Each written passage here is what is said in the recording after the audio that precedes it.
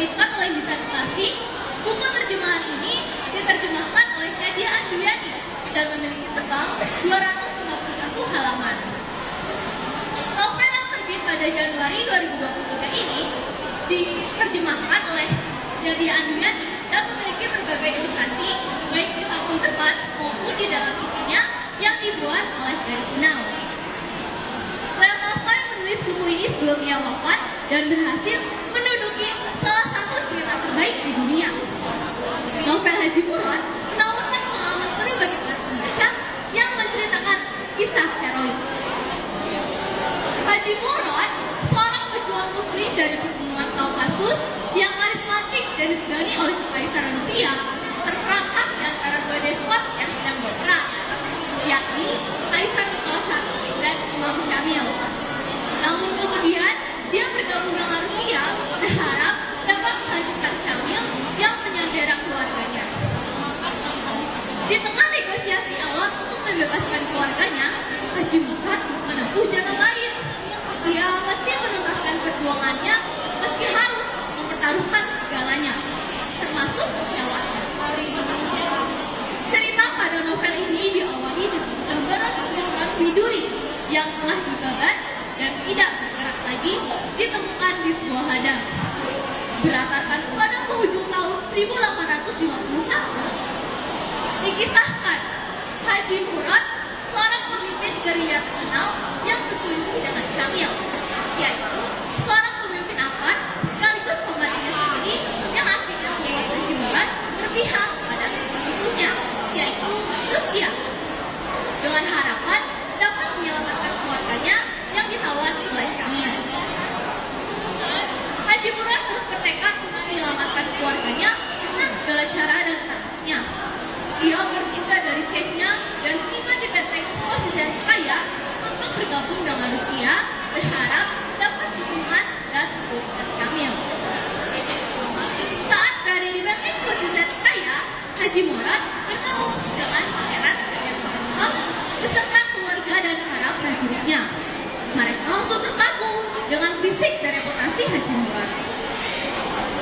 Rusia menyadari posisi dan kekuatan tawar-menawar Haji Murad. Vorontsov menjadikan Haji Murad sebagai alat keempat untuk mendekati Syamil. Namun, rencana Vorontsov dirusak oleh orang Rusia, yaitu Vorontsov, seorang pangeran saingan yang iri pada Haji Murad. Vorontsov mengadu domba bangsa Rusia dengan menyebut Haji Murad sebagai pembelot yang akan menyebarkan agama Islam di Rusia. Bangsa Rusia akhirnya menolak akan kehadiran Haji Murad. Haji Murad pun tersadar posisinya tidak lagi dipercayai oleh Rusia untuk memimpin pasukan dan sayangnya dia tidak dapat kembali ke Syamil karena dia tahu dia akan dibunuh. Haji Murad akhirnya memutuskan untuk melarikan diri dari benteng. Dia kembali ke Chechnya dan mengumpulkan orang-orang untuk mengumpulkan pasukan. Dan dalam waktu yang singkat, Haji Murad dapat mengumpulkan pasukan. Haji Murad dan pasukannya terkepung oleh pasukan Syamil. Dia akhirnya berkelahi dengan Radio Syamil yang mendengarnya terus-menerus. Haji Murad pun tidak tinggal diam. Dia juga terus menembaki dan melawan Radio Syamil satu-satu. Saat penembakan terakhirnya, nyawanya selamat terlihat di hadapannya dan para prajurit mengira dia telah mati. Namun, Haji Murad mencoba bangkit dan melakukan perlawanan terakhir. Sayangnya, ia tertembak di bagian belakang kepala dan jatuh hingga tewas tersungkur, tergeletak bagaikan tanaman widuri yang telah dibabat dan tidak bergerak lagi. Setelah itu, para prajurit Syamil datang ke benteng Kozizenskaya sambil membawa kepala Haji Murad yang tertinggal. Dia, istri Pangeran Vorontsov, yang terlihat menggalang kepala Haji Murad, mengomentari kekejaman manusia selama masa perang dengan menyebut mereka sebagai tukang dagang. Bagaimana tidak, Maria melihat kekejaman prajurit Syamil yang sangat tidak manusiawi. Mereka memenggal kepala Haji Murad, menggulingkan tubuh Haji Murad dengan kaki, mengerubungi tubuh Haji Murad seperti para pemburu yang mengerubung hewan baru dibantai dan bersorak penuh kemenangan.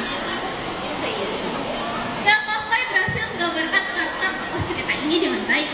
Masing-masing tokoh memiliki penggambaran karakter yang berbeda. Haji Murad sebagai tokoh utama memiliki kewenangan dengan sikap pantang menyerah, pekerja keras, dan cerdik tertutup. Syamil yang memiliki sifat arogan, tidak mau kalah dan sombong. Pangeran Korosok dan istrinya Maria yang selalu bahagia dan memiliki sifat baik. Novel Haji Murad memiliki tema perjuangan. Latar pada buku ini berada di Chechnya pada penghujung tahun 1851. Suasana dominan pada novel ini adalah suasana yang menarik dan menegangkan. Lalu pada novel Haji Murad adalah alur campuran. Selain itu, novel ini juga mengajarkan nilai-nilai positif pada para pembaca. Dengan nilai yang tertuang dalam novel ini adalah nilai moral dan nilai perjuangan yang kemudian dapat direalisasikan dalam kehidupan sehari-hari. Ada beberapa kelebihan yang membangun cerita ini dengan baik. Di antaranya, novel Haji Murad memiliki bookmark atau catatan yang berada di bawah halaman. Catatan tersebut sangat berguna untuk menerjemahkan bahasa asing yang ada pada buku tersebut. Selain itu, novel Haji Murad juga memiliki ilustrasi yang menggambarkan suasana dalam cerita, sehingga pembaca dapat mudah membayangkan apa yang terjadi pada buku tersebut. Namun sayang, nama-nama novel dalam Haji Murad ada sebagian yang ditulis dalam bahasa Indonesia, sehingga para pembaca akan sulit untuk membacanya. Novel Haji Murad juga tidak memiliki batas usia, sehingga jika anak di bawah umur membeli dan membacanya, dikhawatirkan tidak bisa memahami buku ini dengan baik. Alur cerita pada novel Haji Murad juga cukup berat, hingga dibutuhkan konsentrasi dalam memahami alur tersebut. Secara keseluruhan, novel Haji Murad adalah sebuah karya petualangan dan perjuangan yang menarik untuk inspirasi banyak orang. Novel Haji Murad cocok untuk dibaca dengan penggemar yang gemar